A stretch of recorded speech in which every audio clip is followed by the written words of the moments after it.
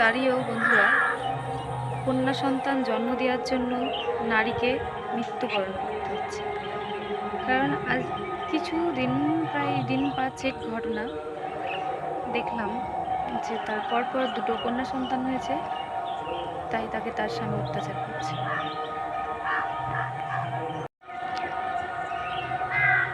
ভিডিওটা শেষ পর্যন্ত দেখো আর তোমাদের মূল্যবান মতবাদটি অবশ্যই জানিও কমেন্টের মাধ্যমে। তোমরা কি চাও, কি বলো, 2025-এও কি এমন ঘটনা ঘটা উচিত?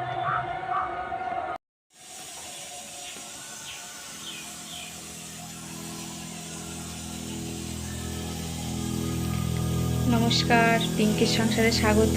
চলে আসলাম আর একটা নতুন ভিডিও নিয়ে। ভিডিওটা সম্পূর্ণ দেখতে থাকো, আশা করি ভালো লাগবে। দেখো, সকালের খাবার কমপ্লিট এবং বাসি কাজ যেগুলো ছিল সেগুলো সব কমপ্লিট করার পরে চলে আসলাম দুপুরের রান্নার প্রস্তুতি করতে। দুপুরে রান্না করার জন্য দেখো দুধ বসিয়ে দিয়েছি। এই দুধটা দিয়ে আমি এখন পনির বানাবো, দিয়ে রান্না করব। কে কে পনির খেতে ভালোবাসো কমেন্ট করো। আর এখানে আমি প্রেশার কুকারে বসিয়ে দিয়েছি কাবলি ছোলা, মানে ওই চানা ছোলা যেটা বলে, চানা ছোলা সিদ্ধ করতে বসিয়ে দিয়েছি। চানা ছোলা দিয়ে পনির রান্না করব। এদিকে আগের দিনের কিছুটা পনির ছিল, সেই পনিরটা নিয়ে চলে এসেছি। একসঙ্গে অনেকটাই রান্না করা হবে। আজকেরটা দিয়ে আগের দিনের পনিরটা। সকালে খাওয়া দাওয়া শেষে দেখো বাসনগুলো আছে, এই বাসনগুলো মেজে নেব। তারপর পনিরটা করবো, করে বাসনগুলো মাজবো, মেজে তখন রান্নাবান্না মানে ফুল ধরে শুরু করবো। ভিডিওটা দেখতে থাকো, আশা করি ভালো লাগছে। ও বাসনপত্র আমার এক নিমিষে ধোয়া হয়ে গেল, সব ধুয়ে মুছে কমপ্লিট। এবার আমি পনিরটাকে জাল দেবো। এই দুধটা জাল দিচ্ছি আর পনিরটা কাটবো, ছানাটা কেটে পনিরটা চাপা দেবো।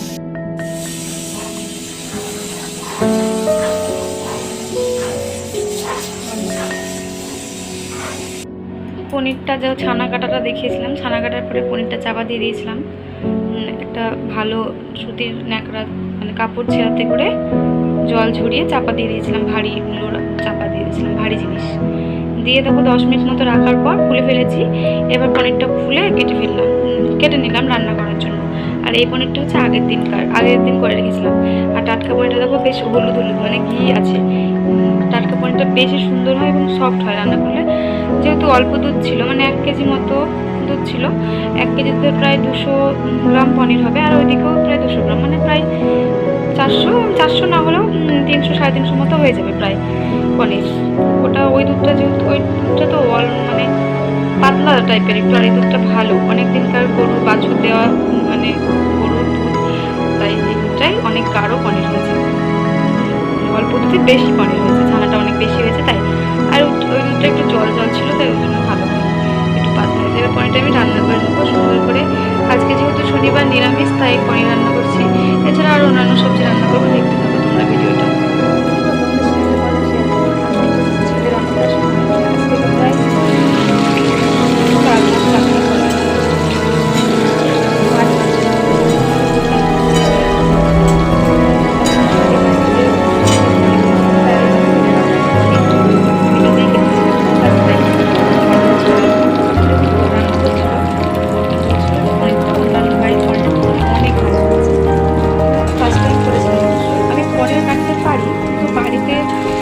অল্প দুধের 1 কেজি এভাবে খাওয়ার জন্য করেছি, কিন্তু অত দুধে মানে প্রায় 60 কেজি মতো দুধ আমি কোনোদিন করেছিলাম, ফার্স্ট টাইম করেছি। দুধটা জাল করে দিয়েছি অবশ্য আমার শ্বশুরমশাই, কারণ তখন আমার 6 মাস কমপ্লিট হয়েছিল না, তো এত ভারী জিনিস আমি করতাম না, তাই বাবাই দুধটা জাল করে দিয়েছিল। আর আমি ছানাটা কেটে পানিটা চাপা দিয়ে দিয়েছিলাম।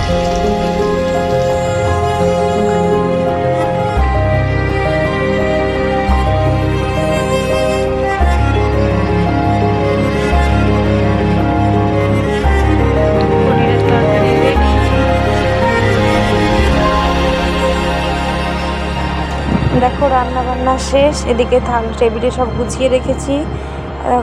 ফার্স্টে দেখাচ্ছি তোমাদেরকে আমার ছেলের জন্য ডালিয়া দিয়ে খিচুড়ি রান্না করেছিলাম। সেই খিচুড়িটা আমার ছেলেকে দুপুরবেলায় খাওয়াবো তাই।